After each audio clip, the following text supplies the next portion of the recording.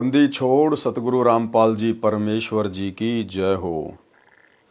परम पिता परमात्मा सारी सृष्टि के रचनहार कुल मालिक असंख्य ब्रह्मांडों के स्वामी जगत गुरु तीनों लोकों में प्रवेश करके सबका भरण पोषण करने वाले राजाधिराज आत्माधार नाथों के नाथ देवों के देव महादेव सर्वेश्वर महेश्वर मृत्युंजय अजरो अमर आदि अनादि सनातनी प्रभु जगत पिता जगदीश्वर श्री श्री 1008 की उपाधि के वास्तविक अधिकारी अकाल मूर्त शब्द स्वरूपी राम वासुदेव सर्वगतम ब्रह्म परम पूज्य प्रथम पूज्य परम संत परम पुरुष परम धनी परम दयालु सत्य कबीर हक्का कबीर अल्लाह अकबर बाखबर अल्लाह ताला जगत के तारणहार जगत के मुक्तिदाता जगत के जगन्नाथ हारे के सहारे हिंदुओं के राम मुसलमानों के अल्लाह सिखों के वायुगुरु ईसाइयों के मसीह दया के सागर दयानिधि करुणा के सागर करुणानिधि स्वयंभू परिभू संकट मोचन कष्ट हरण मंगल करण दुख भंजन अविगत कबीर निर्विकार निर्विषम परमात्मा अलय अलेख सतगुरु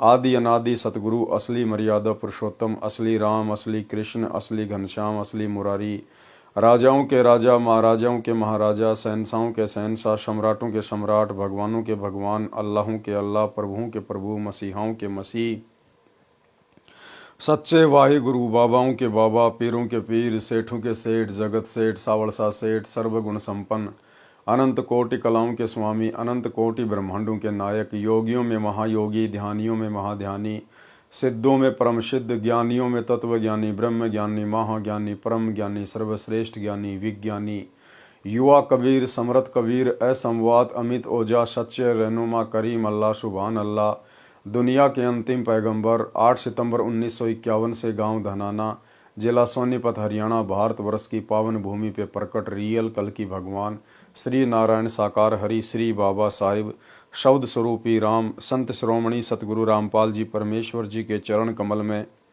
साध संगति से जुड़े हुए देश विदेश से हम सभी सत्सेवक भाई बहनों का अनंत कोटि दंडवत प्रणाम।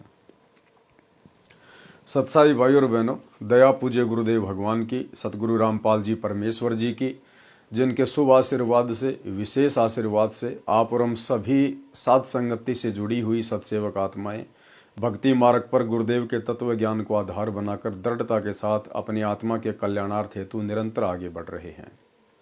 भाई और बहनों, पूज्य गुरुदेव जी की इस कलयुग की बिचली पीढ़ी में मोक्ष के प्राइम टाइम में आप और हम सभी आत्माओं के ऊपर ये एक विशेष अहम रजा है कि गुरुदेव भगवान ने हमें साध संगति से जोड़ा। गुरुदेव भगवान ने हमारा ज्ञान योग खोला और हमें परमेश्वर ने इस मोक्ष मार्ग में आगे बढ़ाया।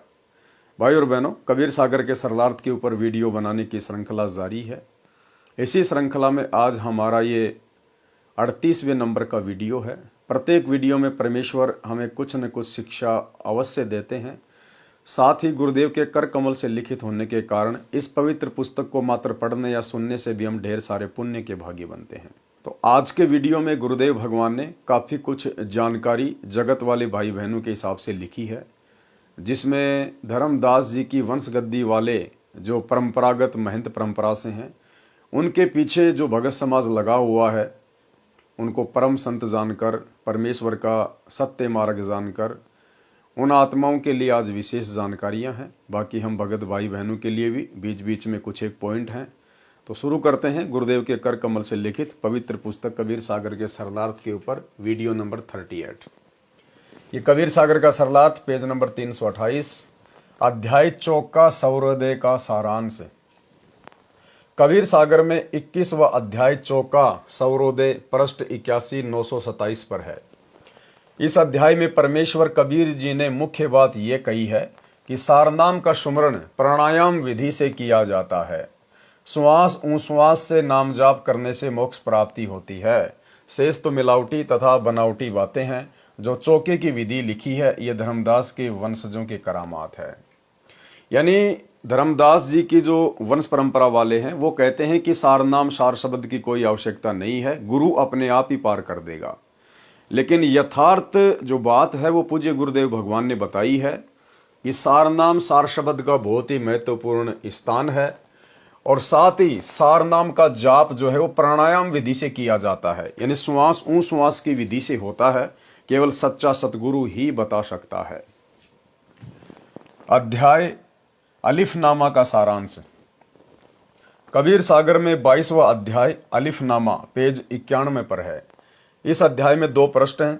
इसमें अरबी भाषा की कै ख गय वाला ज्ञान करवाया तथा प्रत्येक अक्षर से परमात्मा की महिमा का वर्णन किया गया है। जैसे सीन स सरासरी सिर साई का सब सीनों के अंदर, साचा वचन सुनो साधो जन सवाती बरसे समुंदर। काफ यानी कै कलब है अरस जमी का सुनकर और नकीरा, नेकी करो बदी बिसारो कुल से कहत कबीरा। इस अध्याय का इतना ही ज्ञान पर्याप्त है। अध्याय कबीर बाणी का सारांश। कबीर सागर में 23वां अध्याय कबीर बाणी पेज नंबर 92 पर है। इस अध्याय में पृष्ठ 101 तक सृष्टि रचना का अधूरा तथा मिलावटी ज्ञान है। सृष्टि रचना का यथार्थ ज्ञान आप इसी पुस्तक के पेज नंबर 603 से 670 तक पढ़ें, यानी आगे जानकारी आएगी। कबीर बाणी पेज 102 तथा 103 का सारांश। धर्मदास जी ने परमेश्वर कबीर जी से प्रसन्न किया कि हे परमेश्वर, मुझे आपने वंश तथा अंश दोनों का ज्ञान दिया है। अंश है नाद यानी वचन के पुत्र तथा शिष्य परंपरा। वंश है बिंद यानी शरीर के पुत्र जो धर्मदास जी के वंश है। धर्मदास जी ने पूछा है कि जो मेरे वंश वाले दीक्षा देंगे वो किस लोक में जाएंगे, और जो अंश वाले से दीक्षा लेगा उसके अनुयायी किस लोक या द्वीप में जाएंगे। धर्मदास उवाच धर्मदास विनती असलाई, तुमरे चरण मुक्ति गति पाई। उत्पत्ति कारण हम पावा, वंश अंश दोनों निर्तावा। लोक दीप ठोर बतायो, बैठक स्नेह हंस हंस चिन्हायो। कैसा स्वरूप समर्थ है, कैसे हैं सब हंस, के ही करनी ते पाइये, कैसे कटे काल की फंस। सतगुरु वचन यानी जिंदा महात्मा के रूप में फिर गुरुदेव भगवान ने क्या बताया। कहे कबीर सुनो धर्मदासा, अल्प बुद्धि घट महानिवासा। सत्य लोक के हैं अधर अनुपा, तामे हैं 27 दीपा। सत्य शब्द का टेका दीन्या, अगम पोहुमी रचितिन लीन्या। इन्हें आगे गुरुदेव भगवान इन वाणियों का फिर सरलार्थ भी कर रहे हैं, इसलिए हम केवल वाणियां ही पढ़ेंगे। सागर साथ ताही विस्तारा, हंस चले ता रहे विस्तारा। अग्रवास वह सुवरन कांति, ता बैठे हंसन की पांति। पोहुप दीप है मध्य सिंहासन, कल्प दीप हंसन को आसन।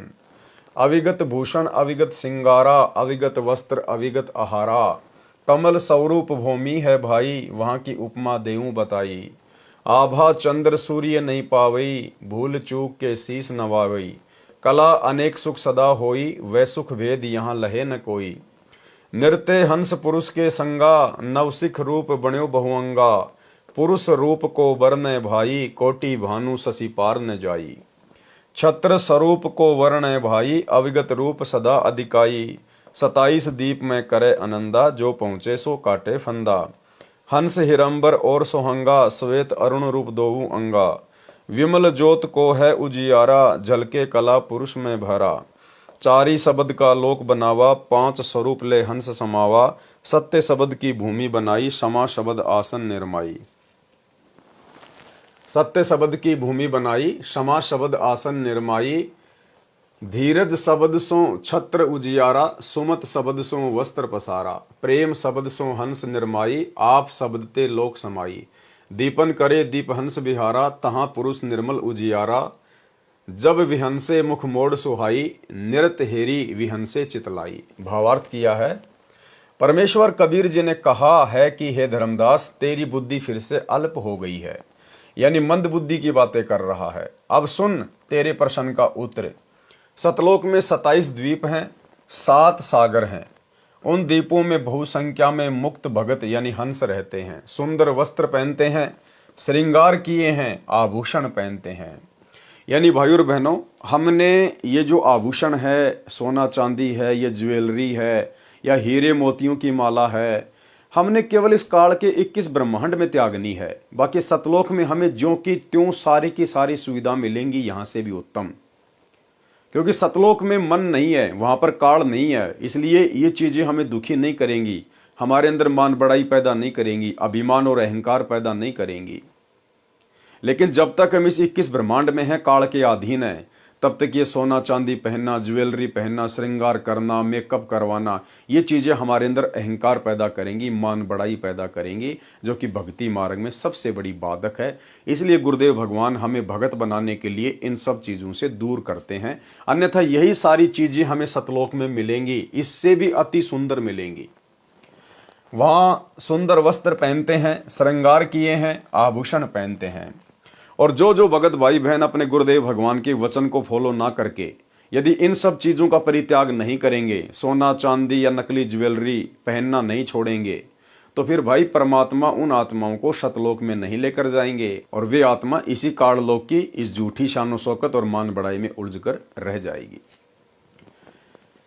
परमेश्वर रूप की शोभा बताऊं सुन, करोड़ सूर्य और चंद्रमा जितनी शोभा यानी प्रकाश एक रोम यानी शरीर के बाल का है, सिर का छत्र भी स्वयं प्रकाशित है। कबीर बाणी पेज 104 105 का सारांश। धर्मदास जी ने प्रश्न किया था कि किस करनी यानी भक्ति साधना से सतलोक तथा किस करनी यानी भक्ति साधना से अन्य द्वीपों की प्राप्ति होती है।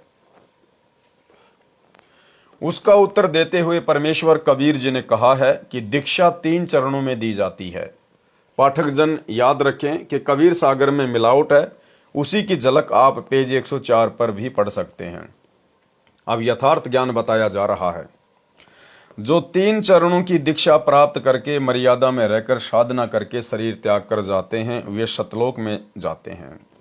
यानी गुरुदेव भगवान हमें जो दीक्षा देंगे और आजीवन जो भगत भाई बहन गुरुदेव की मर्यादाओं में रहकर अपनी भक्ति को सफल करेंगे, वही आत्माएं सतलोक जाने की अधिकारी होंगी। जो नकली गुरुओं से दीक्षा लेकर साधना करते हैं, वे काल के द्वारा निर्मित नकली लोकों में चले जाते हैं। जो ब्रह्मलोक में बनाए हैं, काल जाल में रह जाते हैं। पृष्ठ 105 पर धर्मदास तथा उनकी पत्नी आमिनी देवी को दीक्षा देने का प्रकरण है। 3 अंश की लगन विचारी, नारी तथा पुरुष उबारी। नारी पुरुष होए एक संगा, सतगुरु वचन दीन सोहंगा। सोहम शब्द है अगम अपारा, ताका धर्मनी मैं कहूँ विचारा। सोहम पेड़ का तना और डारा, शाखा अन्य 3 प्रकारा। अमृत वस्तु बहु प्रकारा, सोहम शब्द है सुमरन सारा। सोहम शब्द निश्चय हो पावे, सोहम डोर गह लोक सिंधावे। जागट होई सोहम मत सारा, सोई आवे लोक हमारा। सुरती नाम सोहम में राखो, परचे ज्ञान तुम जग में भाखो। एती सिद्धि सोहम की भाई, धर्मदास तुम लेओ चितलाई। धर्मदास लीन्या परवाना, भय आदीन छूटा अभिमाना। सोहम करनी उच्च विचारा, सोहम शब्द है जीव उजियारा। सोहम के गुरुदेव भगवान ने 2 रूप बताए हैं। एक सोहम का मतलब होता है जीव, एक सोहम का मतलब होता है जीव, और एक सोहम है मंत्र, जिसकी साधना से हम इस काल के ऊपर विजय प्राप्त करेंगे। पृष्ठ 106 का सारांश। कबीर धर्मदास उन मन बसो, करो सत्य शब्द की आश। सोहम सार सुमरन है, मुनिवर मरे पियाश। भावार्थ, परमेश्वर कबीर जी ने धर्मदास जी को 3 चरण में दीक्षा क्रम पूरा होने की बात कही तो धर्मदास को दीक्षा लेने की लगन लगी। स्त्री तथा पुरुष यानी पति पत्नी धर्मदास तथा आमिनी देवी ने दीक्षा ली, सोहम शब्द की दीक्षा ली और बताया कि कबीर अक्षर पुरुष एक पेड़ है, क्षर पुरुष यानी निरंजन वाकी डार, तीनों देवता शाखा भये पात रूप संसार। वृक्ष का भाग जो पृथ्वी से बाहर दिखाई देता है वह तना तो अक्षर पुरुष है, उसका मंत्र सोहम है। डार को क्षर पुरुष यानी निरंजन जानो, उसका भी मंत्र दिया जाता है। तीनों देवता रजगुण ब्रह्मा, सतगुण विष्णु, तमगुण शिव, उस वृक्ष की शाखा जानो जो पृथ्वी के अंदर वृक्ष की मूल यानी जड़ें हैं। उनको सत्य पुरुष जानो, उनका भी मंत्र जाप का दिया जाता है, वह मंत्र गुप्त रखा जाता है। उपदेशी को बताया तथा सुनाया समझाया जाता है। परमेश्वर कबीर जी ने प्रथम मंत्र देकर फिर सतनाम की दीक्षा दी थी। इस सत्य नाम में 2 अक्षर हैं, एक ओम तथा दूसरा सोहम। धर्मदास जी को प्रथम मंत्र के 5 नामों तथा सत्य नाम के ओम मंत्र तक तो कोई शंका नहीं हुई। इससे ये जाहिर होता है भाई और बहनों कि 650 साल पहले कबीर परमेश्वर सतगुरु रामपाल जी ने धर्मदास जी को प्रथम मंत्र भी कंप्लीट नहीं दिया था। सार नाम सार शब्द तो बहुत दूर की बात है। क्या कह रहे हैं परमात्मा, ध्यान से देखिएगा। धर्मदास जी को प्रथम मंत्र के पांचों नामों तथा सत्य नाम के ओम मंत्र तक तो कोई शंका नहीं हुई। यानी धर्मदास को प्रथम मंत्र में केवल बीच बीच के 5 ही मंत्र गुरुदेव भगवान ने दिए थे, क्योंकि कंप्लीट कोर्स तो वर्तमान की बिचली पीढ़ी में ही देना था। अपितु हर्ष हुआ कि जिस विष्णु लक्ष्मी जी को मैं चाहता था उन्हीं के मंत्र मिले हैं। ओम नाम भी जाना माना तथा विश्वसनीय माना, परंतु सोहम शब्द को सुनकर अजीब सा महसूस किया। परमेश्वर कबीर जी अंतर्यामी हैं, सब समझ गए कि धर्मदास जी को शंका है। तब कहा कि यह सोम मंत्र सार सुमरण है, ये विशेष मंत्र है, इसके बिना तो ऋषि मुनि भी प्यासे मर रहे हैं, अर्थात मुक्ति प्राप्त नहीं कर सके। पृष्ठ 108 पृष्ठ 109 पर सामान्य ज्ञान है, जो पहले वर्णन किया जा चुका है। कबीर वाणी पृष्ठ 110 पर सामान्य ज्ञान है। गुरु के प्रति शिष्य की कैसी भावना होनी चाहिए, ये खास ज्ञान है। गुरु के प्रति शिष्य का भाव कैसा हो। गुरु सो अंतर कभू न राखै, प्रेम प्रीति सो दीनता बाखै। क्या कह रहे हैं परमात्मा, यदि वास्तव में मोक्ष प्राप्त करना है तो गुरु सो अंतर कभू न राखै, अपने गुरु जी से कभी भी हमने दूरी बनाकर नहीं रखनी है। सदा हमने अपने गुरुदेव के चरणों में स्वयं को समर्पित करके रखना है। एक पल भी हमने अपने गुरुदेव भगवान को नहीं भूलना है। गुरु सो अंतर कभू न राखै, प्रेम प्रीति सो दीनता भाखै। जे गुरु को निंदे अक्षरों ध्यावै, बिन गुरु अक्षर कैसे पावे। जे गुरु को निंदे और अक्षर को ध्यावै, गुरु ने जो अक्षर दिया है, जो मंत्र दिया है, उसकी तो आप भक्ति कर रहे हो, और अपने गुरु की आप जी निंदा कर रहे हो, तो आप जी कभी जिंदगी में पार नहीं हो सकते। और ये काल भाई और बहनों वर्तमान में सूक्ष्म चाल चलेगा भक्तों की मर्यादा तोड़वाने के लिए, सूक्ष्म चाल। और ये सूक्ष्म चाल वर्तमान में सतलोक आश्रमों में पूरी तरह से चली जा रही है। गुरु की निंदा करवाई जा रही है। भाई और बहनों, गुरु जी का वचन तोड़ना ही गुरु जी की निंदा है। गुरु जी के साथ में धोखा करना है, छल कपट करना है। गुरु ने हमें जो शब्द दे दिया, चाहे तुम रात दिन उस शब्द का जाप करो, उन मंत्रों का जाप करो, और यदि आपकी मर्यादा टूटी हुई है, आपने गुरु के वचन को तोड़ दिया है, आप कभी भी पार नहीं हो पाओगे। तो यहां परमात्मा कह रहे हैं कि आप गुरु जी की तो निंदा कर रहे हो, गुरु जी के साथ में तो धोखा कर रहे हो, छल कपट कर रहे हो, और मंत्रों का जाप कर रहे हो, कभी भी पार नहीं हो पाओगे। 2019 में सतलोक आश्रम मैनेजमेंट हरियाणा ने कांग्रेस सरकार का समर्थन किया, कांग्रेस सरकार को वोट डलवाए। तो जाहिर सी बात है, बीजेपी वाले तो गुरुदेव भगवान की निंदा करेंगे, गुरुदेव को गालियां निकालेंगे।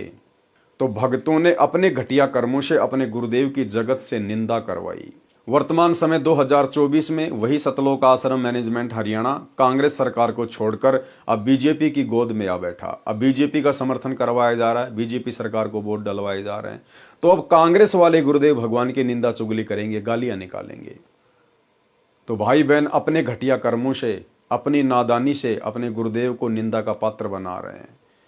अब भाई आप कितनी मर्यादा में रह लो, कितना आप जी नाम जाप कर लो, कितना अपने आप को भगत मान लो, यदि आपके मनवश कर्मों के कारण और आपके गुरुदेव की जगत निंदा करता है, आपके गुरुदेव को भला बुरा कहता है, तो आप जी सतलोक जाने के अधिकारी नहीं हैं। आप जी सतगुरु के भगत की श्रेणी में नहीं है। भगत चाहे स्वयं निंदा करे या अपने घटिया कर्मों से अन्य लोगों से अपने गुरुदेव की निंदा करवाए, बात एक ही है।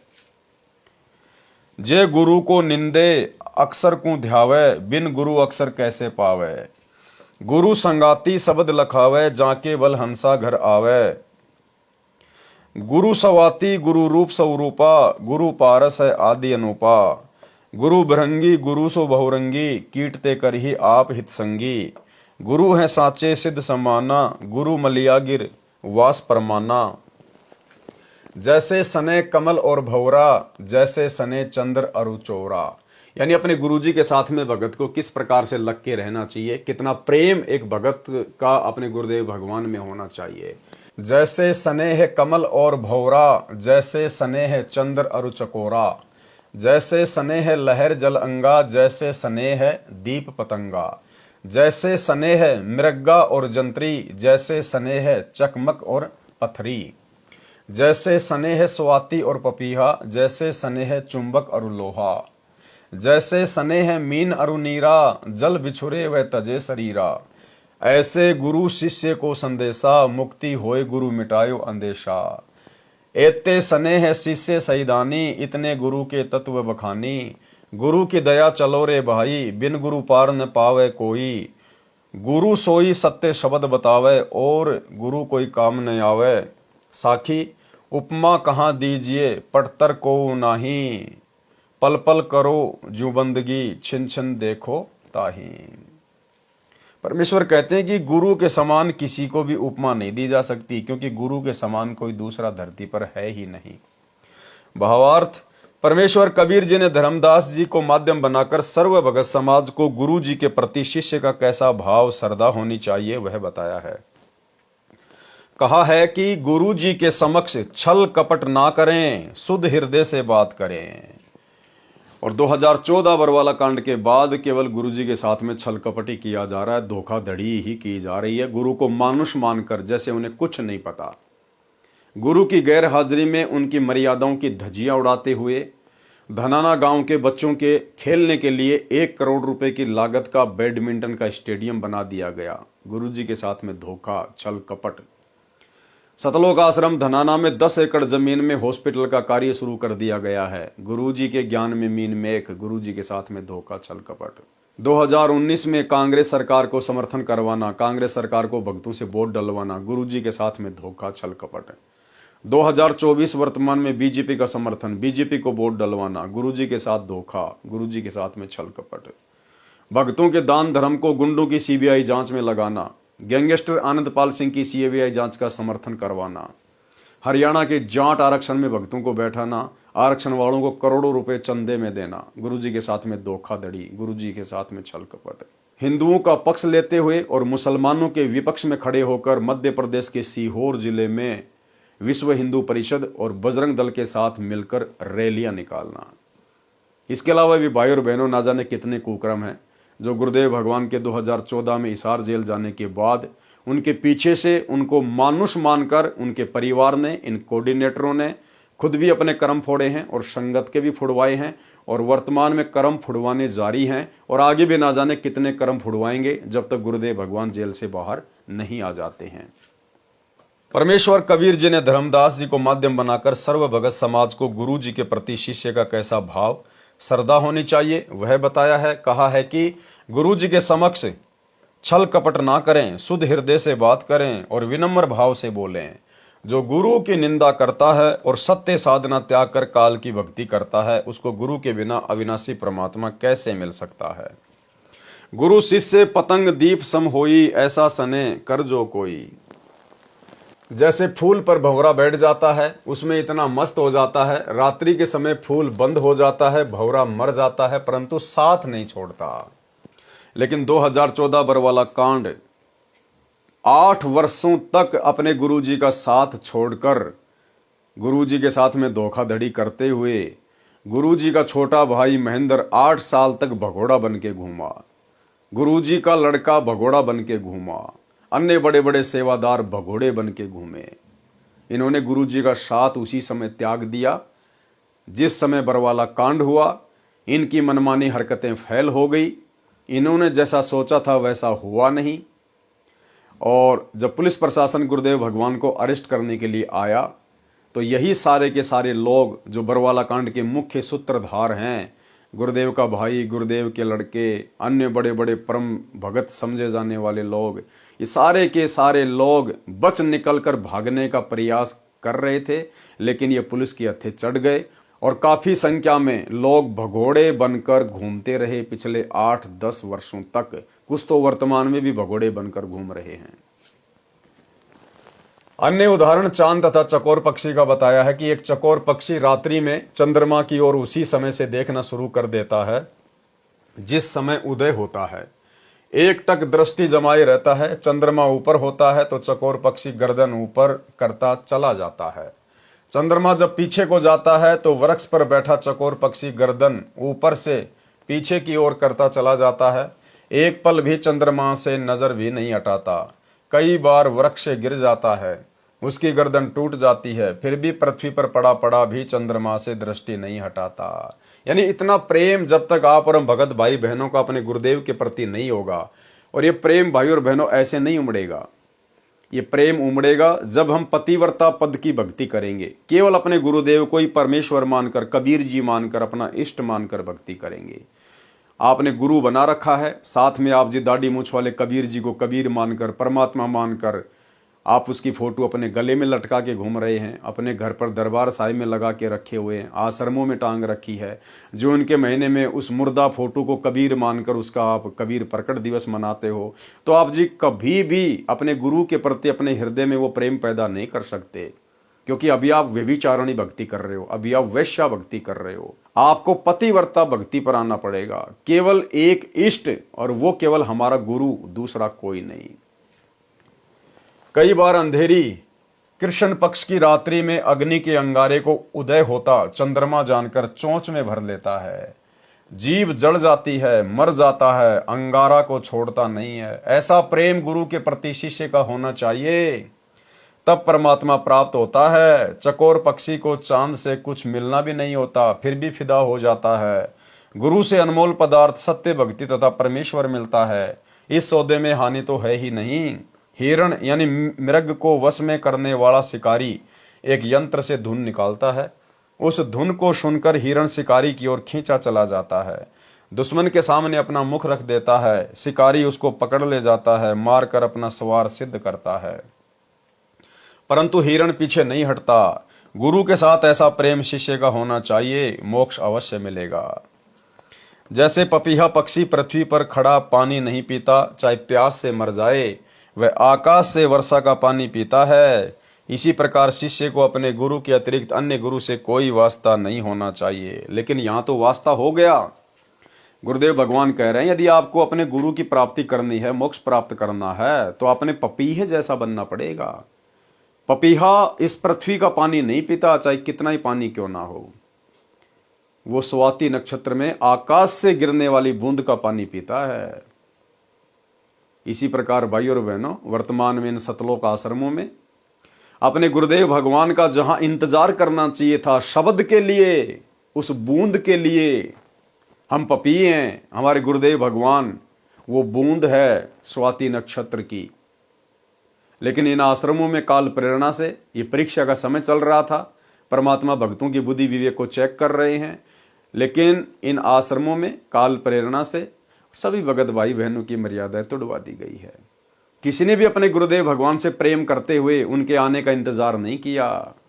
और वो बूंद जो केवल हमने हमारे गुरुदेव भगवान से ही अपने अंतःकरण में डलवानी थी, वो बूंद, और वो भी नकली बूंद, लाखों की संगत ने धनाना आश्रम में जाके, रोहतक आश्रम में जाके, मुंडका आश्रम में जाके, और वो नकली फर्जी सार शब्द ले लेके अपने आप को धन्य मान रहे हैं। कभी भी मोती नहीं बनेगा।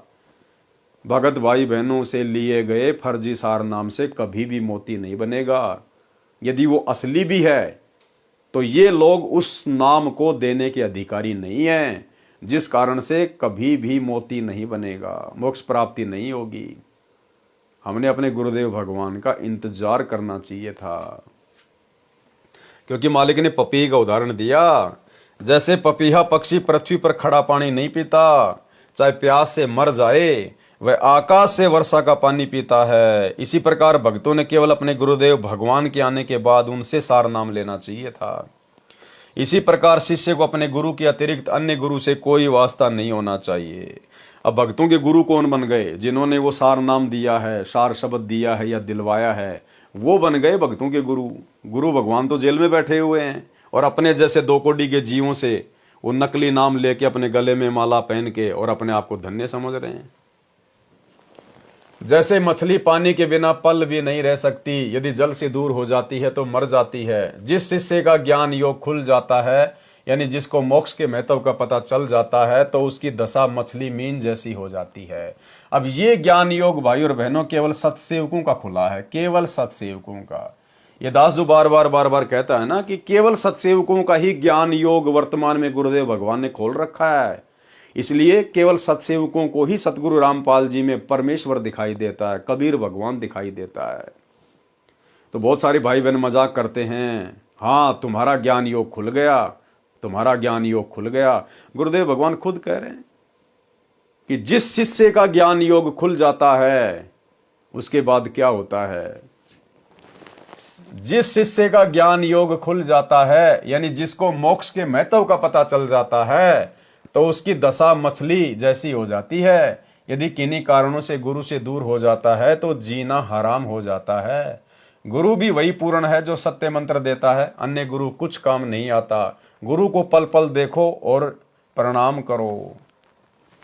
कबीर नैनो अंदर आवे तू, जब ही नैन झपेऊं, ना मैं देखूं और को ना तुझे देखन देऊं।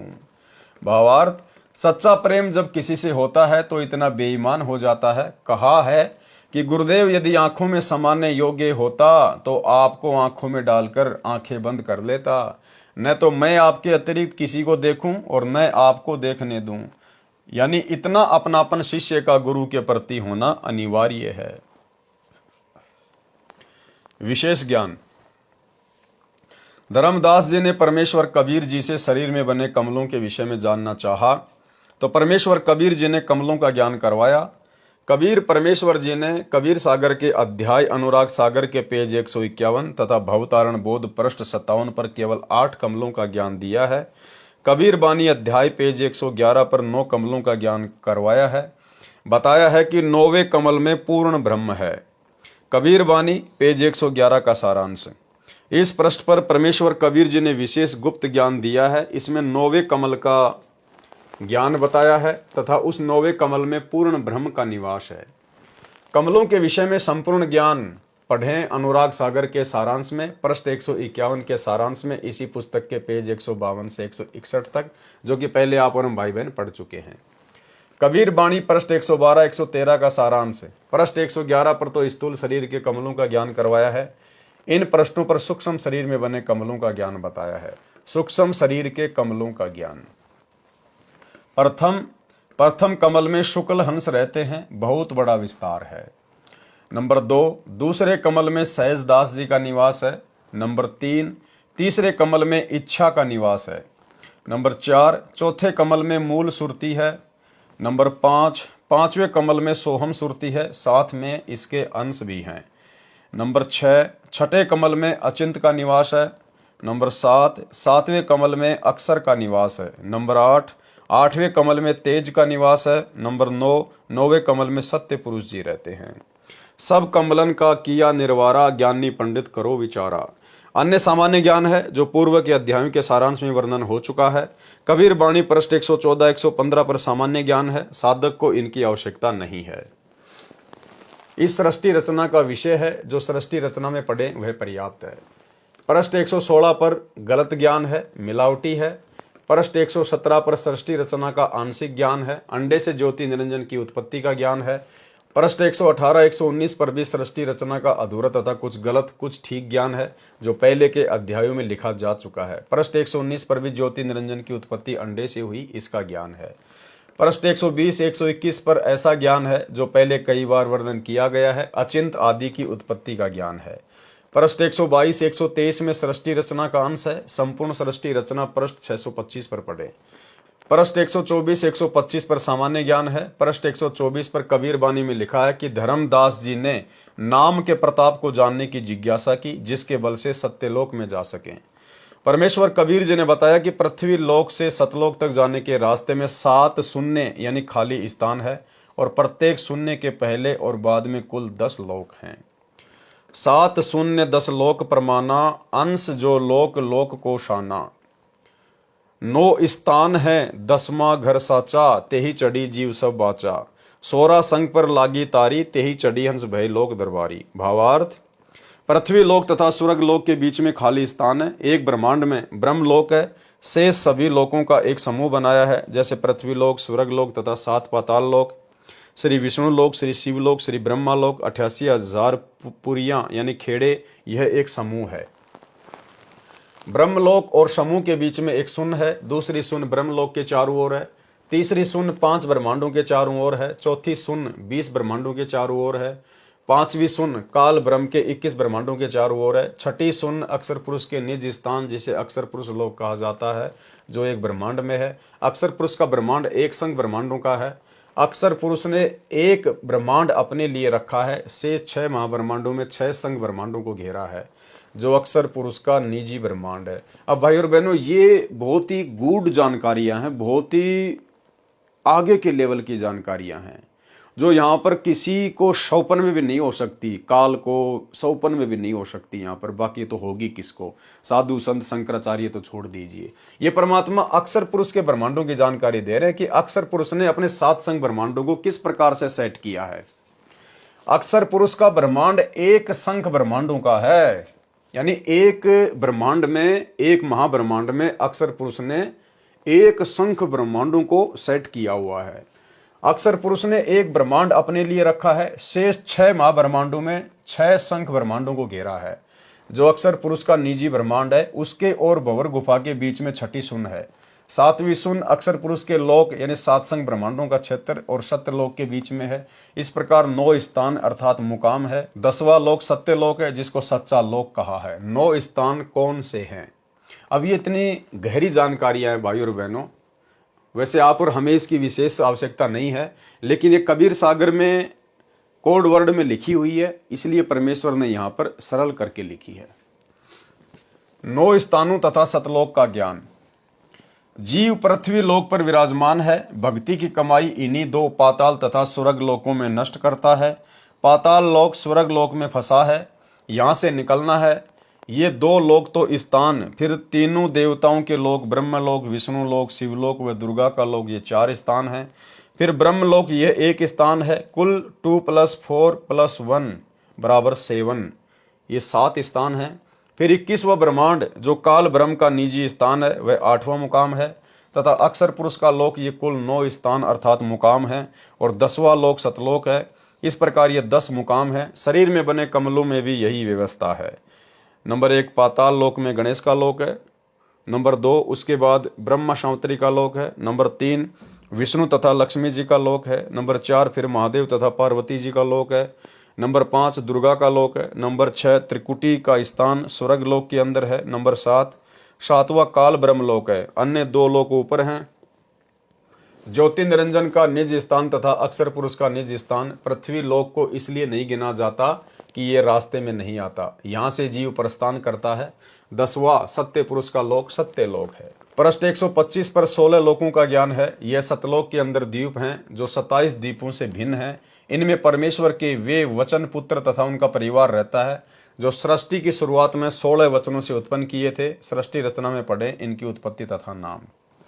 इस पृष्ठ पर यह भी स्पष्ट किया है कि भजन अर्थात नाम जाप के प्रताप से सब द्वार खुलेंगे, यानी प्रत्येक कमल से मार्ग मिलेगा तथा लोकों के द्वार अर्थात दरवाजे खुलेंगे।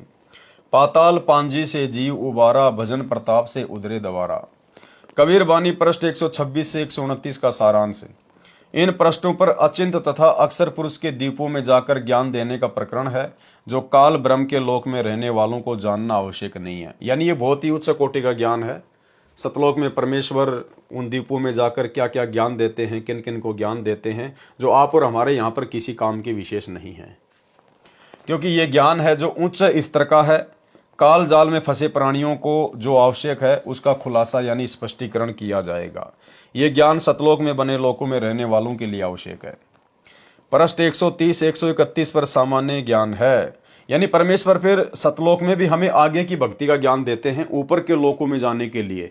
तो गुरुदेव कह रहे हैं कि ये ज्ञान आप लोगों के लिए आवश्यक नहीं है, क्योंकि आपने तो पहले 21 ब्रह्मांड से सतलोक जाना है। सतलोक में जाने के बाद फिर परमेश्वर इसी प्रकार से ऊपर के लोकों में जाने के लिए हमें ज्ञान देते हैं।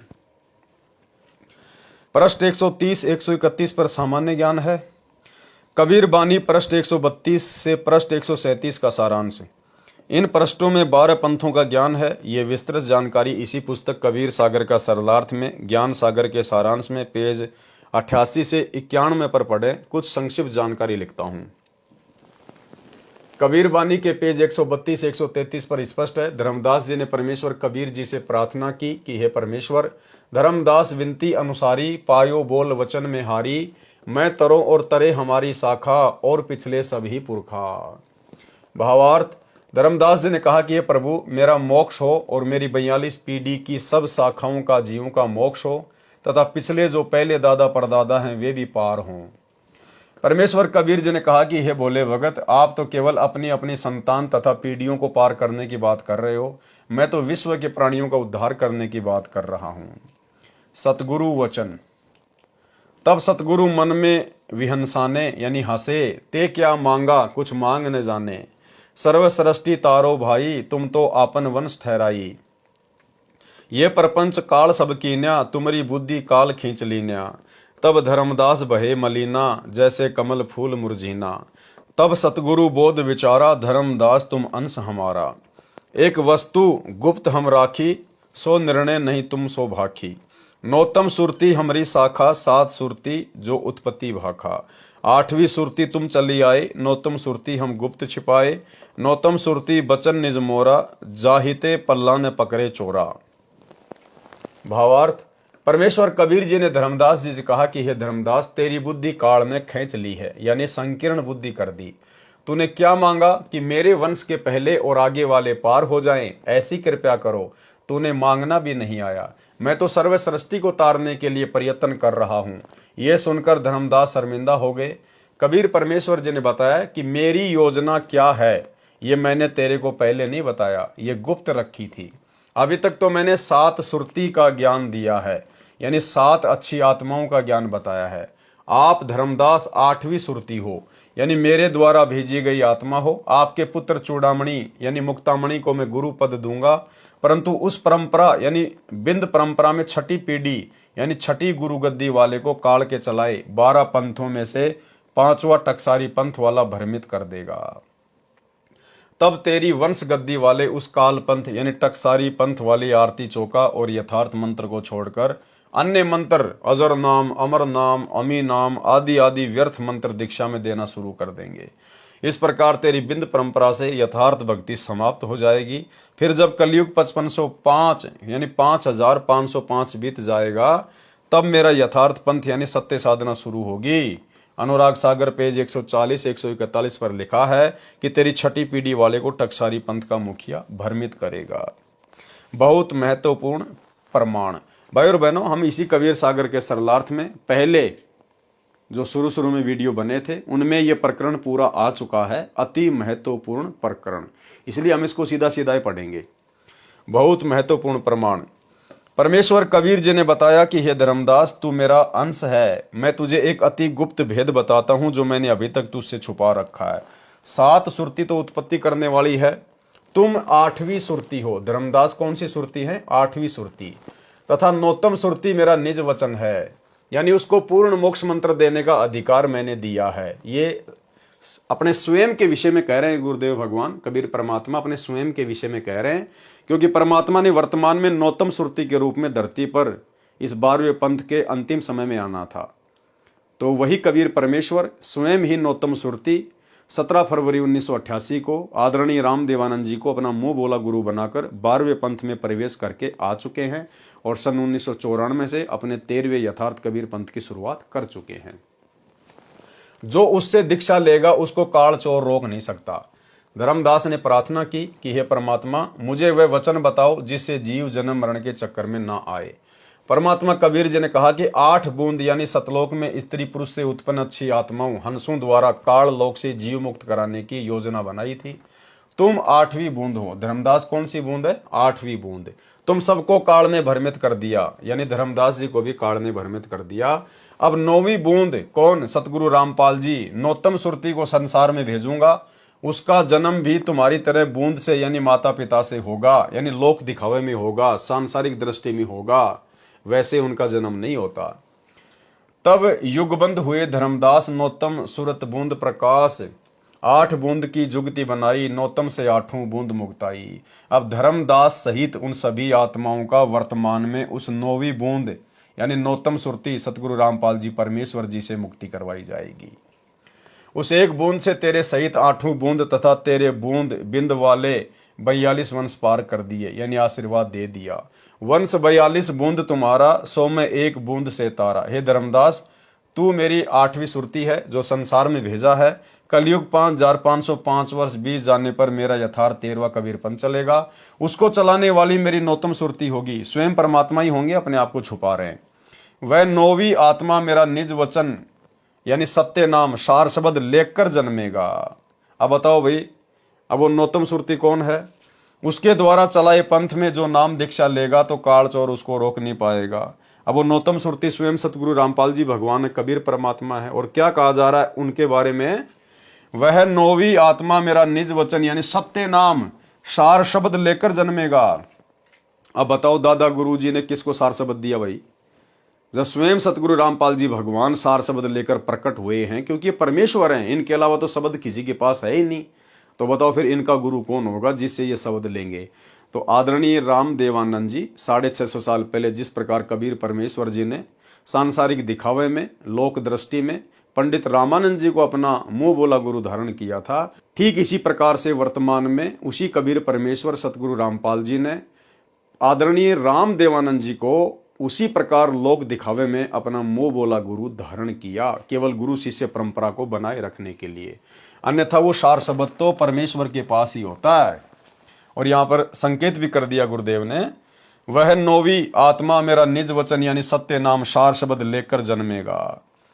उसके द्वारा चलाई पंथ में जो नाम दीक्षा लेगा तो काल चोर उसको रोक नहीं पाएगा। धर्मदास उवाच, धर्मदास दोई कर जोरा, कहो बचन सोई सतगुरु मोरा। सोई बचन कहो समझाई, जेहि ते जीव सृष्टि में न आई। सतगुरु उवाच, 8 बूंद की जुगति बनाई, नौतम ते 8 बूंद मुक्ताई। बिना गुरु को भेद नहीं पावे, युग बंद होवे तो हंस कहावे। यह भावार्थ परमेश्वर कबीर जी ने कहा कि हे धर्मदास, मेरी योजना 8 अच्छी आत्माओं को काल लोक में जन्म देकर जीव उद्धार करने की थी, परंतु वे 8 भी काल के वश होकर भटक रही हैं। जन्म से 8वीं बूंद यानी माता पिता के बीज से बने मानव शरीर वाली 8वीं आत्मा तुम हो। उन 8 का भी उद्धार 9वीं बूंद यानी मानव जन्म प्राप्त अच्छी आत्मा से होगा। कबीर वाणी पृष्ठ 133 पर अधिकतर मिलावटी तथा बनावटी वाणी है, जिनका प्रसंग से मेल नहीं होता। केवल धर्मदास जी की विनती ठीक है, जिसमें परमेश्वर से पूछा है कि मेरे नारायण पुत्र की शिक्षा दीक्षा कैसे चलेगी। धर्मदास विनती अनुसारी, साहब विनती सुनो हमारी। नारायण दास हमारे पुत्र सोई, उनकी सिखावन कैसी होई। सतगुरु उवाच, तब सतगुरु यह वचन पुकारा, चूड़ामणि वंश छत्र उजियारा। और सब जीव काल धरखाई, नारायण जीव काल का भाई। चूड़ामणि नाम से काल डराई, सत्य नाम है तो जीव मुक्ताई। तिनकी सनद चले संसारा, उनके हाथ नाम सत हमारा। ये वाणी उचित है, शेष बनावटी है। भावार्थ परमेश्वर कबीर जी ने स्पष्ट कर दिया कि नारायण दास तो काल का भेजा जीव है, वह हमारे मार्ग पर नहीं चलेगा। उसने तो श्री कृष्ण जी की महिमा बताई थी, चूड़ामणि को मैं गुरुपद दूंगा, उसके सिर पर गुरुपद का छत्र लगेगा। अनुराग सागर के पेज 140 पर स्पष्ट किया है कि चूड़ामणि की परंपरा भी भ्रमित होकर कालजाल में रह जाएगी। उपरोक्त वाणी में यह भी स्पष्ट कर दिया है कि यदि गुरु पद पर विराजमान के पास सतनाम है तो जीव मुक्त होंगे। उनकी सनद यानी प्रमाणिकता संसार में मुक्ति के लिए मान्य होगी। उनके हाथ में हमारा सत शब्द भी रहेगा, अन्यथा न गुरु का मोक्ष होगा न अनुयायियों का। सतनाम तथा सार शब्द चूड़ामणि जी के पास नहीं था, वह तो अब सन 1997 तक छुपा कर रखना था। कबीर वाणी पेज 134 का सारांश। कबीर परमेश्वर जी ने पेज 134 पर अंकित अमृतवाणी में स्पष्ट किया है कि चूड़ामणि से तेरे बिंद यानी पीढ़ी का पंथ चलेगा, ये मेरी उत्तम आत्मा है, परंतु आगे तेरे पंथ में यानी कबीर जी के नाम से चले 12 पंथों में प्रथम पंथ में विरोध चलेगा। 6ठी पीढ़ी के पश्चात काल साधना शुरू हो जाएगी, ये पंथ भी काल पंथ ही होगा। 13 पंथों के मुखिया कैसे होंगे? वंश परंपरा। प्रथम वंश उत्तम, ये चूड़ामणि जी के विषय में कहा है। दूसरा वंश अहंकारी, ये जागुदास जी है। तीसरा वंश प्रचंड, ये सूरत गोपाल जी है। चौथा वंश बिरहे, ये मूल निरंजन पंथ है। 5वां वंश निंद्रा, ये टकसारी पंथ का मुखिया है। 6ठा वंश उदास विरोध, ये भगवान दास जी का पंथ है। 7वां वंश ज्ञान चतुराई, ये सतनामी पंथ है। 8वां वंश द्वादश पंथ विरोध, ये कमाल जी का कमालीय पंथ है। 9वां वंश पंथ पूजा, ये राम कबीर पंथ है। 10वां वंश प्रकाश, ये परम धाम की वाणी पंथ है। 11वां वंश प्रकट पसारा, ये जीवा के पंथ के विषय में है। 12वां वंश प्रकट होए उजियारा, ये संत गरीबदास जी गांव छुडानी जिला झज्जर हरियाणा प्रांत वाले के विषय में है। 13वें पंथ मिटे सकल अंधियारा, ये रामपाल दास के विषय में है, जिसको नौतम सुरती कहा है। और एक छोटा सा वीडियो गुरुदेव भगवान के मुख कमल से, जिसमें परमेश्वर ने स्पष्ट कर दिया कि वो 13वां वंश ये दास है जो आपके सामने है, भाई तुम कब पहचानोगे? सुनिए। यानी 12वां पंथ गरीबदास जी के द्वारा जो चलाया जाएगा उसमें मेरी महिमा का कुछ कुछ उजियारा सा होगा, क्लियर नहीं होगा। और 13वें वंश मिटे सकल अंधियारा। बोल सतगुरुदेव की जय।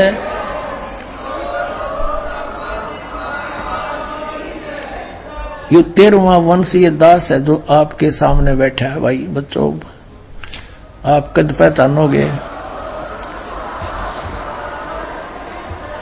13वें वंश मिटे सकल अंधियारा, ये रामपाल दास के विषय में है, जिसको नौतम सुरती कहा है। सवसम वेद बोध पृष्ठ 155 पर भी 12 पंथों के नाम लिखे हैं। जब तेरी पीढ़ी चली आवे, मुक्तामणि तभी प्रकटाई, धर्म कबीर होए प्रचारा, जहां तहां सतगुरु सुयस उचारा। कबीर वाणी पृष्ठ 135 981 पर अधूरा तथा मिलावटी ज्ञान है। कबीर वाणी के पृष्ठ 136 982 137 983 का सारांश। कबीर वाणी अध्याय में 12 पंथों का ज्ञान है। द्वादश पंथ चलो सो भेद। 12 पंथों के विषय में कबीर चरित्र बोध पेज 1835 1870 पर तथा सवसम वेद पृष्ठ 155 पर भी लिखा है।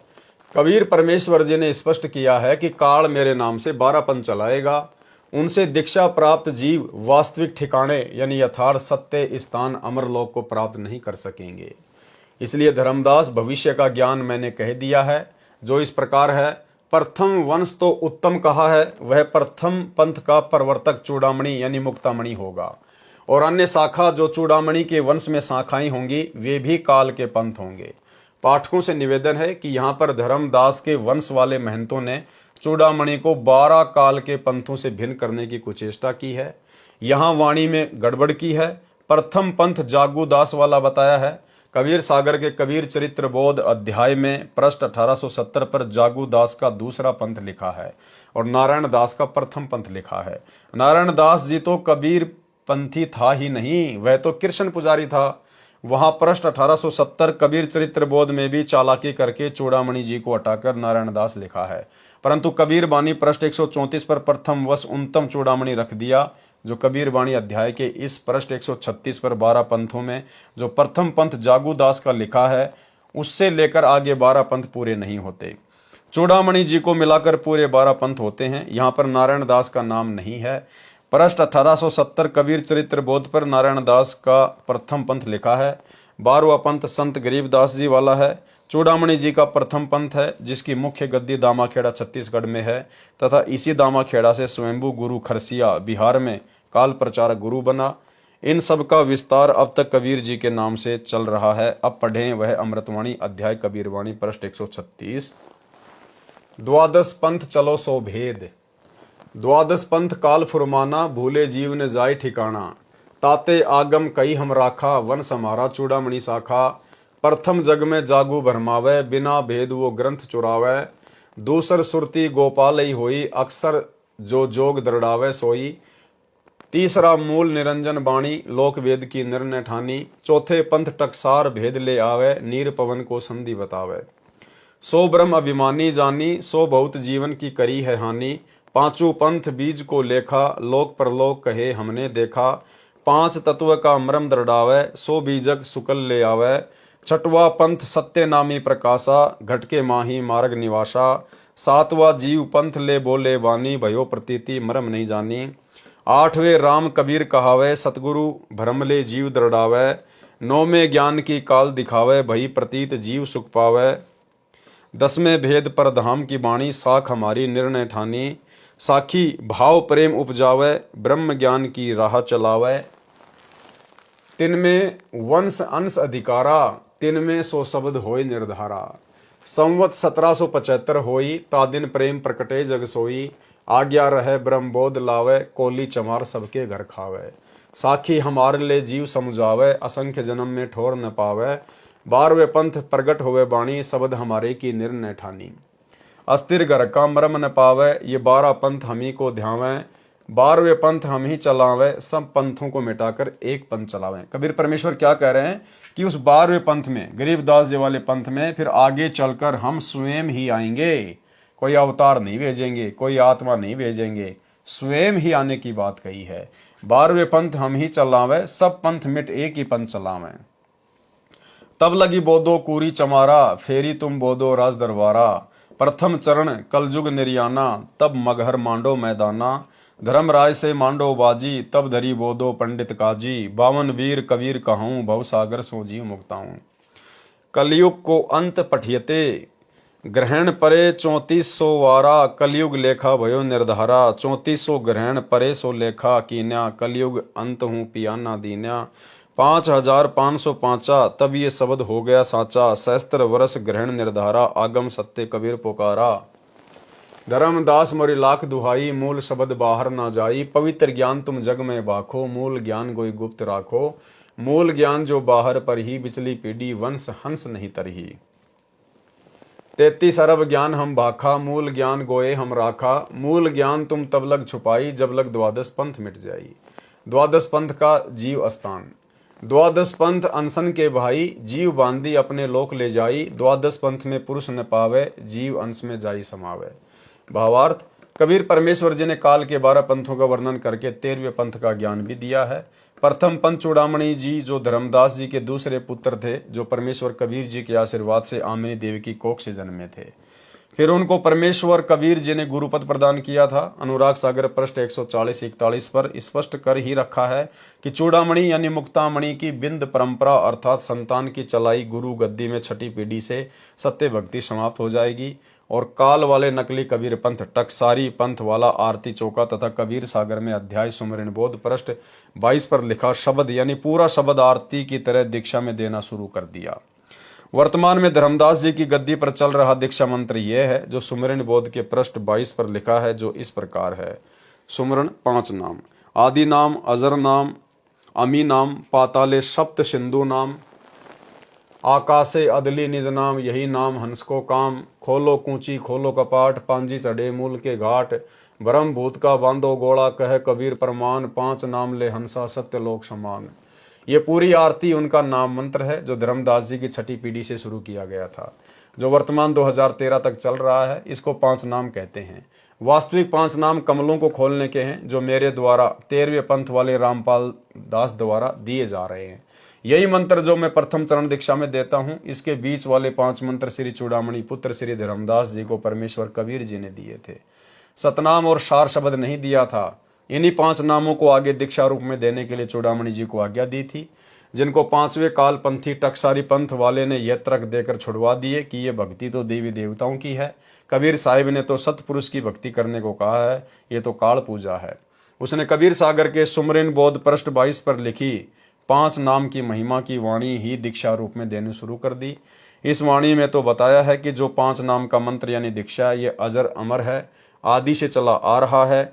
इससे और सतनाम सारनाम की संधि से पूर्ण मोक्ष होगा। ये दीक्षा धर्मदास जी के संतान जो वर्तमान में दामाखेड़ा प्रांत छत्तीसगढ़ में महंत गद्दी चलाकर प्रदान कर रहे हैं। अब उपरोक्त कबीर वाणी पृष्ठ 136 तथा 137 पर लिखी अमृतवाणी को समझाते हैं। नंबर 1, इसमें प्रथम पंथ चूड़ामणि जी तथा उसके आगे जितने भी धर्मदास वाली संतान से शाखाएं चल रही हैं, ये सब नकली कबीर पंथ हैं जो काल द्वारा चलाए हैं। ये सब एक पंथ माना जाता है क्योंकि सब में वही टकसारी पंथ वाली काल साधना प्रचलित है। दूसरा जागूदास, तीसरा सूरत गोपाल, चौथा मूल निरंजन पंथ, 5वां टकसारी पंथ, छठा बीज का लेखा यानी भगवान दास पंथ, 7वां सतनामी पंथ, 8वां कमाल पंथ, 9वां राम कबीर पंथ, 10वां जीवा पंथ, 11वां परधाम की वाणी पंथ, 12वां संत गरीबदास गांव छुडानी धाम प्रांत हरियाणा पंथ। कबीर वाणी अध्याय के पृष्ठ 136 पर अंतिम पंक्ति से 12वें पंथ का वर्णन प्रारंभ होता है। संवत 1775 हुई, तादिन प्रेम प्रकटे जग सोई। भावार्थ, विक्रमी संवत 1774 में संत गरीबदास जी का जन्म हुआ था। यहाँ पर गलती से 1775 लिखा गया है। फिर पृष्ठ पर 137 पर वाणी लिखी है। 12वें पंथ प्रकट होए वाणी, शब्द हमारे का निर्णय ठानी, साखी हमारी ले जीव समझावे, असंख्य जन्म ठोर नहीं पावे, अस्थिर घर का मरम नहीं पावे, ये 12 पंथ हम ही को ध्यावे, 12वें पंथ हम ही चल आवे। 12वें पंथ में परमेश्वर कबीर जी ने कहा कि हम खुद ही चल कर आएंगे। सब पंथ मिटा एक ही पंथ चलावें, प्रथम चरण कलयुग निर्याना, तब मगर मांडो मैदाना। भावार्थ, कबीर परमेश्वर जी ने बताया है कि 12वें पंथ का प्रवर्तक संवत 1774 में जन्म लेगा। संत गरीबदास जी के विषय में कहा है। यह कबीर चरित्र बोध अध्याय के पेज 1870 पर भी स्पष्ट है कि 12वां पंथ गरीबदास जी का पंथ है। फिर कहा है कि 12वें पंथ में मेरी महिमा की वाणी प्रकट होगी, यानी गरीबदास जी जो 12वें पंथ वाला वह मेरी महिमा की वाणी बोलेगा। उसके अनुयायी तथा अन्य 11 पंथों के अनुयायी मेरी साखी यानी वाणी को आधार बनाकर उसको अपनी बुद्धि के अनुसार अनुवाद करके जीवों को समझाएंगे। मेरी वाणी में लिखे पद, छंद, शब्द तथा दोहों के अर्थों का अपनी बुद्धि से निर्णय किया करेंगे। ठीक से न समझकर उल्टा पुल्टा अर्थ लगाकर व्याख्यान करके असंख्य जन्म तक स्थायी स्थान यानी सतलोक प्राप्त नहीं कर सकते। ये 12 पंथों से दीक्षित मेरी साधना करने का दावा करेंगे, परंतु यथार्थ भक्ति मंत्र नहीं होने के कारण अस्थिर घर यानी अचल लोक की प्राप्ति का ज्ञान न होने से सतलोक नहीं जा सकेंगे। परमेश्वर कबीर जी ने कहा है कि फिर 12वें पंथ में हम ही चलकर आएंगे, यानी गरीबदास के पंथ में आगे चलकर हम स्वयं आएंगे। स्वयं आएंगे मतलब आज सतगुरु रामपाल जी जो आ चुके हैं गरीबदास जी के 12वें पंथ में, फिर 1994 में अपना यथार्थ 13वां कबीर पंथ चला दिया है। अर्थात सतगुरु रामपाल जी स्वयं ही कबीर परमेश्वर हैं। परमेश्वर कबीर जी ने कहा है कि फिर 12वें पंथ में हम ही चलकर आएंगे, यानी गरीबदास के पंथ में आगे चलकर हम स्वयं आएंगे। कबीर वाणी पेज 132 पर भी स्पष्ट किया है कि एक वस्तु गुप्त हम राखी, सो निर्णय तुम सो नहीं बाकी। नौतम सुरती हमारी शाखा, 7 सुरती की उत्पत्ति भाखा। 8वीं सुरती तुम चली आए, नौतम सुरती हम गुप्त छुपाए। नौतम सुरती वचन निज मोरा, ते ही ते पल्ला न पकड़े काल चोरा। भावार्थ, परमेश्वर कबीर जी ने स्पष्ट कर दिया है कि धर्मदास तुम 8वीं अच्छी आत्मा हो, आप आ चुके हो, अब 9वीं अच्छी आत्मा आएगी, वह मेरा निज वचन खास वचन है, यानी उसके पास मेरी पूर्ण शक्ति है। अब पूर्ण शक्ति अगर 9वीं आत्मा को दे दी गई है तो फिर कबीर जी के पास में क्या बच गया भाई? कोई यदि अपनी पूर्ण शक्ति किसी और को दे देगा तो वो तो खाली हो गया, फिर उसके पास में क्या है?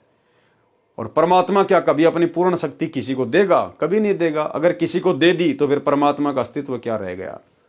तो यहां पर यह कहना कि वो मेरी पूर्ण शक्ति प्राप्त है, स्वयं अपने लिए कह रहे हैं, यानी सतगुरु रामपाल जी स्वयं ही कबीर परमात्मा है, यानी उसके पास मेरी पूर्ण शक्ति है। ये मैंने तेरे से छुपा रखा था। पृष्ठ 137 पर स्पष्ट ही कर दिया है कि 12वें पंथ में हम आएंगे। स्पष्ट ही कर दिया है कि 12वें पंथ में हम आएंगे, यानी कबीर जी स्वयं ही आए हैं। अब वह 12वें पंथ में परमेश्वर के नौतम सुरती रामपाल दास आ चुका है। यहां अपने आप को छुपा देते हैं गुरुदेव।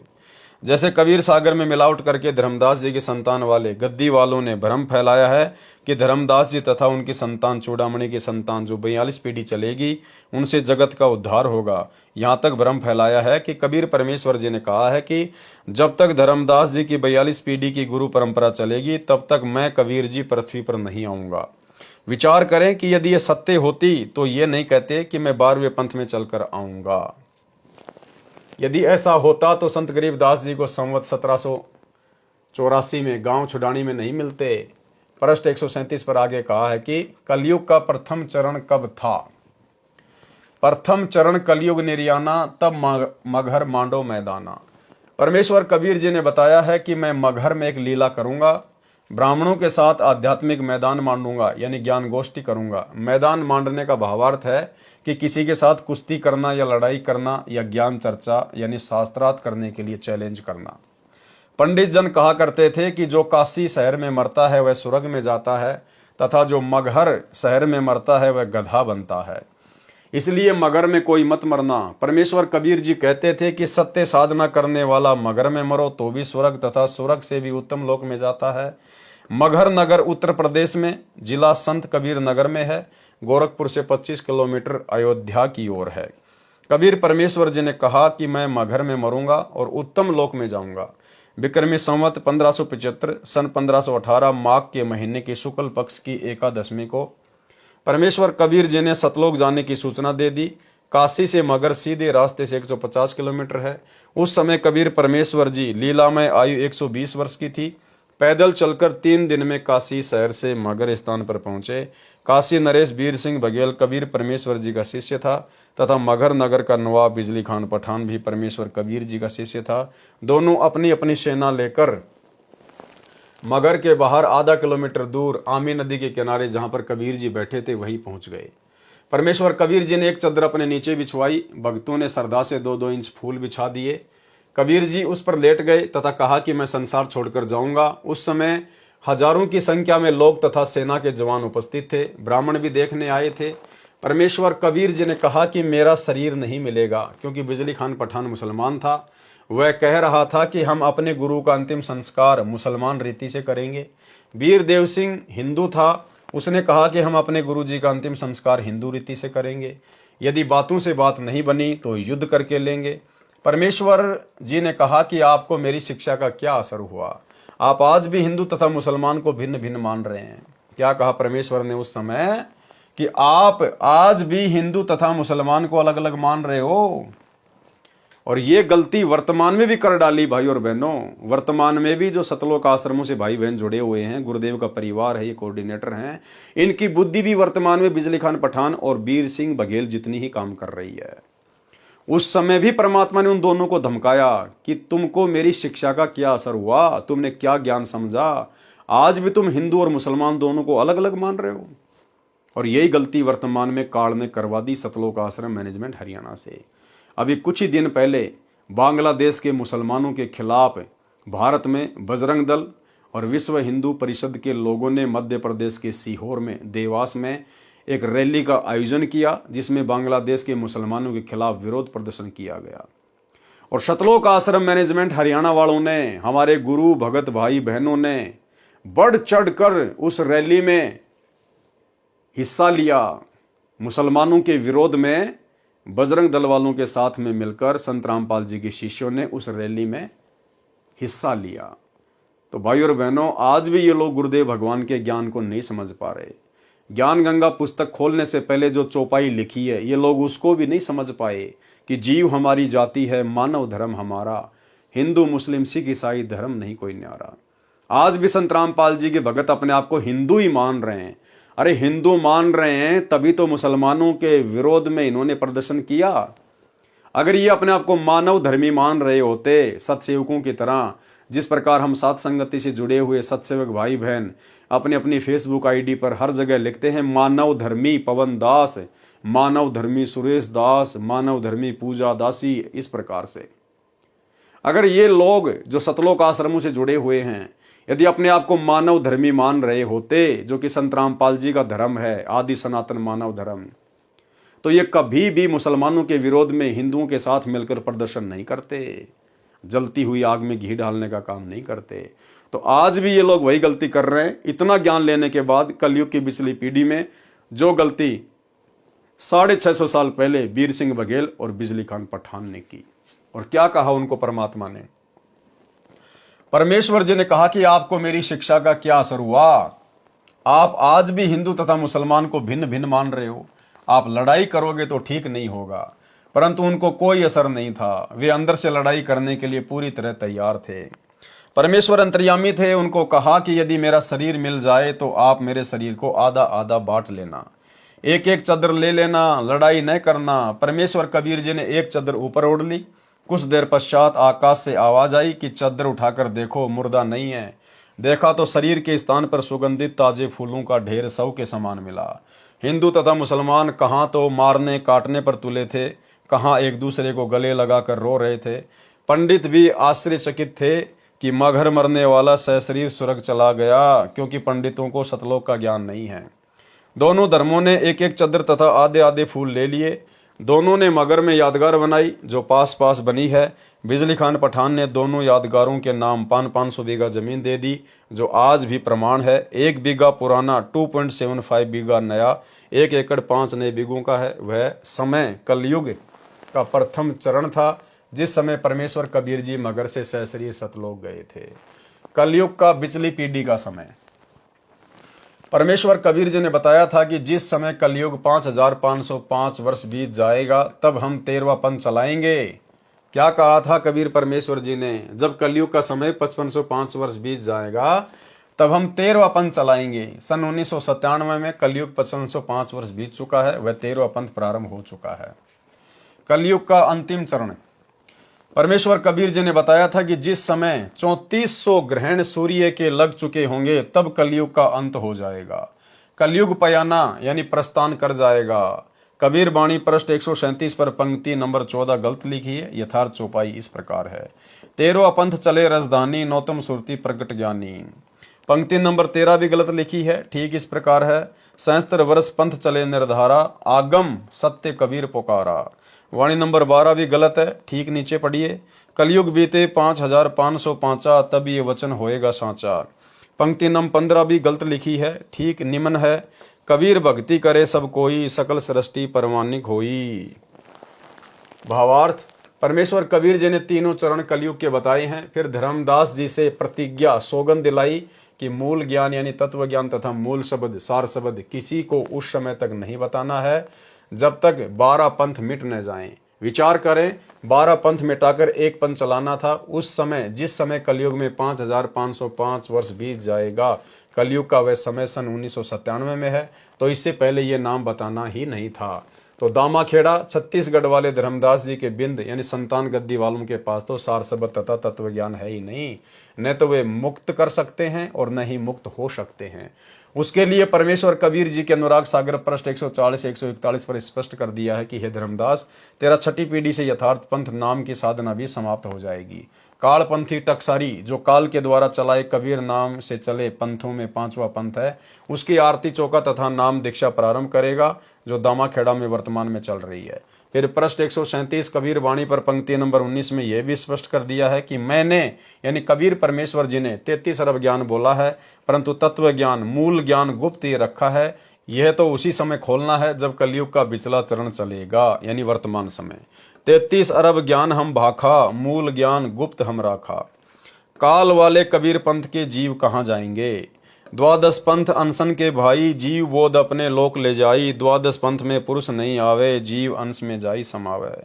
भावार्थ, 12 पंथ काल अंश के चलेंगे। वे जीवों को गलत ज्ञान देकर अपने अपने लोकों में ले जाएंगे।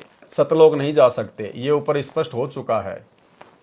पृष्ठ 138 से 156 तक दामाखेड़ा वालों ने यथार्थवाणी को घुमाकर मिलावट करके बिगाड़ कर ये सिद्ध करने की कोशिश की है कि धर्मदास जी की 42 पीढ़ियों से जीव मुक्त होंगे। वास्तविकता यह है कि परमेश्वर कबीर जी ने बताया था कि तेरी कुल संतान इतनी हो जाएगी। यदि तेरी संतान काल जाल में नहीं फंसेगी तो यह संभव होगा, जो पृष्ठ 138 से 156 पर लिखा है। विचार करें, यदि इन पृष्ठों के ज्ञान को सत्य माने तो पृष्ठ 148 पर पंक्ति नंबर 14 में लिखा है कि 20 दिन और वर्ष 25 इतना कुल में चले संदिशा। भावार्थ, प्रत्येक गद्दी वाला 25 वर्ष और 20 दिन तक गद्दी पर रहेगा। विचार करें, क्या वर्तमान तक 13 पीढ़ी चल चुकी है, इनमें कोई 25 वर्ष 20 दिन गुरुपद पर रहा है? नहीं तो अपने आप वाणी का सिद्ध होता है। यदि काल छठे पीढ़ी वाले को नहीं ठगता तो यह समय सही रहता। कबीर वाणी पृष्ठ 149 पर पीढ़ी नंबर 6 का वर्णन। छठे वंश अंश अधिकारा, ताते काल आनी पेठारा। पुनि आवे पुरुषई सैदानी, तरे कड़िहार तिन्ही के परवानी।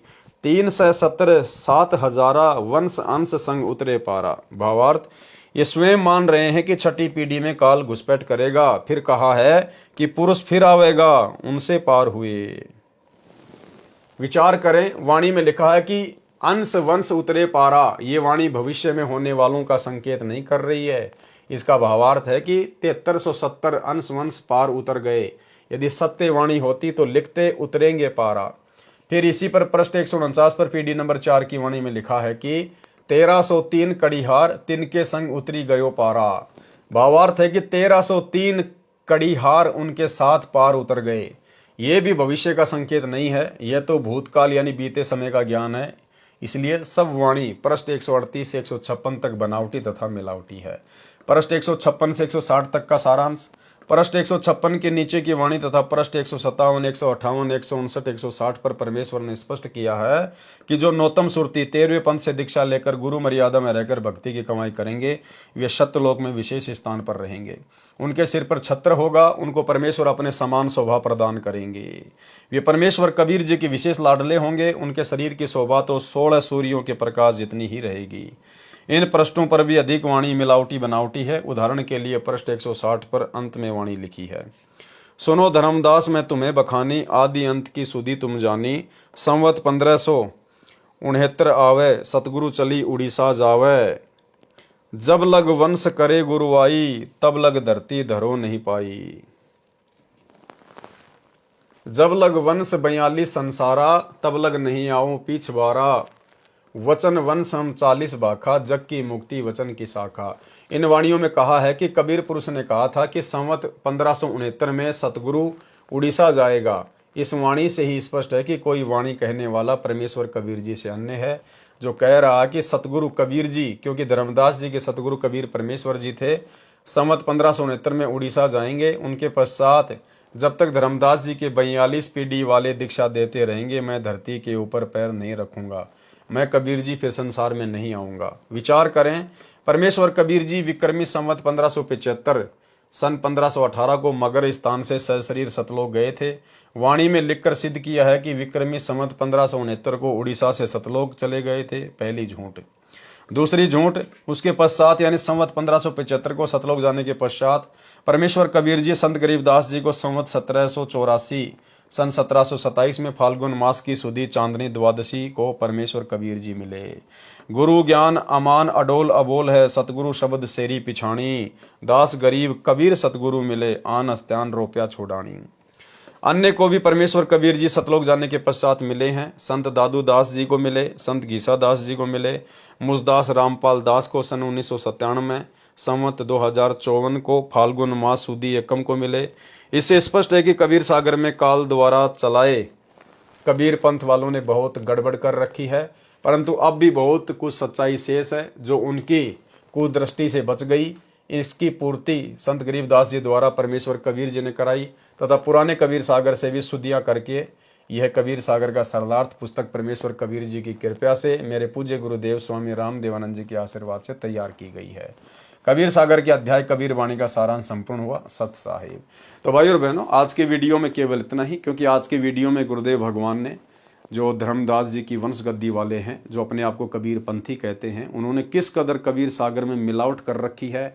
जो बातें उनको तत्व ज्ञान के अभाव में समझ में नहीं आई, उन्होंने उनको या तो हटा दिया या उनमें फेरबदल करके अपने समझ के अनुसार मनमाना आचरण करते हुए लिख डाली। तो गुरुदेव भगवान ने उस कबीर सागर को दोबारा से पूरे को शुद्ध किया है और शुद्ध करके फिर परमेश्वर ने अपने कर कमल से ये कबीर सागर का सरलार्थ लिखा है। तो आज की वीडियो में ज़्यादातर जो जानकारी थी वो केवल कबीर पंथ से संबंधित लोगों के लिए थी। हम यथार्थ 13वें कबीर पंथ वालों के लिए ज़्यादा महत्वपूर्ण बातें नहीं थी। लेकिन कल रात्रि 8 बजे जो अगला पार्ट होगा 39 नंबर, उसके अंदर स्वतंत्र कर्मों के विषय में परमेश्वर ने जानकारी दी है। तो कल हम रात्रि 8 बजे लाइव जुड़ेंगे। तब तक गुरुदेव भगवान हम सबको आज्ञा दे, इजाज़त दे, आशीर्वाद दे। बंदी छोड़ सतगुरु रामपाल जी भगवान की जय हो।